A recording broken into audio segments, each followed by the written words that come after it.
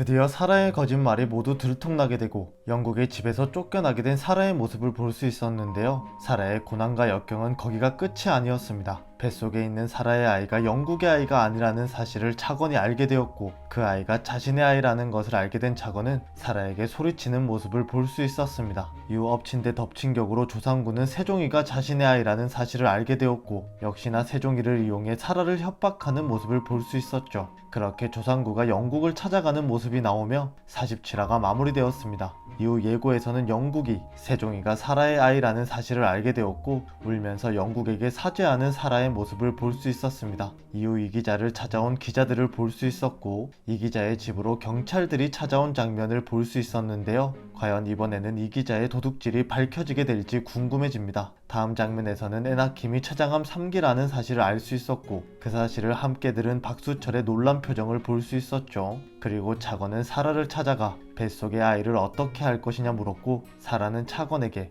이 아이는 차건과 상관없는 자신의 아이라고 말했고, 그런 그녀에게 차건은 아이를 자신이 키우겠다 말했습니다. 이후 또 조상구가 사라에게 전화를 걸어 돈을 준비하라 말했고, 세종이의 곁을 맴도는 조상구의 모습을 볼 수 있었습니다. 그렇게 세종이가 사라지자 단단이와 영국이 세종을 찾고 있는 모습을 확인할 수 있었고, 사고가 날 뻔한 세종이를 단단이가 구해내고 쓰러지는 모습이 나오며 예고가 마무리되었는데요. 많은 분들이 이 장면을 보고 이번에는 단단이가 기억을 잃는 것이 아니냐 라는 의견이 많았지만, 이번에는 세종이가 두 사람을 이어주는 것이 아닐까 생각됩니다. 이 장면을 보면서 신사와 아가씨 초반부의 한 장면이 떠올랐는데요. 사라와 함께 있던 세종이가 굴러가는 공을 주우려다 사고가 날 뻔했고, 그런 세종이를 구해주며 세종이를 처음 만났던 단단이었죠. 그 장면과 이 장면이 너무나도 비슷하다는 생각이 들었습니다. 그로 인해 영국에게 좋지 않은 인상을 남겨주었던 단단이가 영국의 집으로 처음 들어가게 된 계기가 되었고, 이번에는 단단이가 또다시 세종이를 구해주면서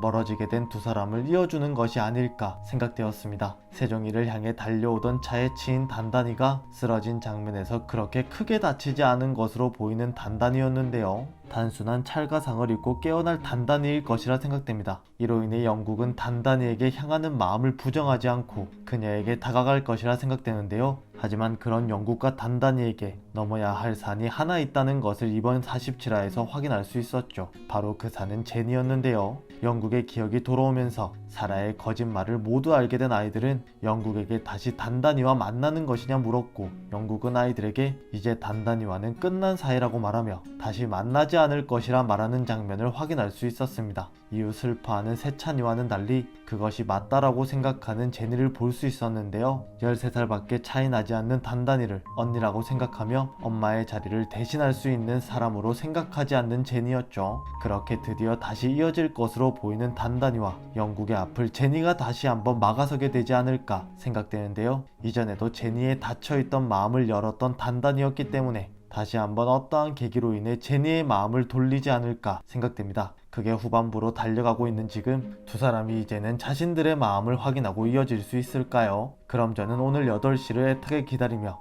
다음 영상에서 뵙겠습니다. 시청해주셔서 감사합니다.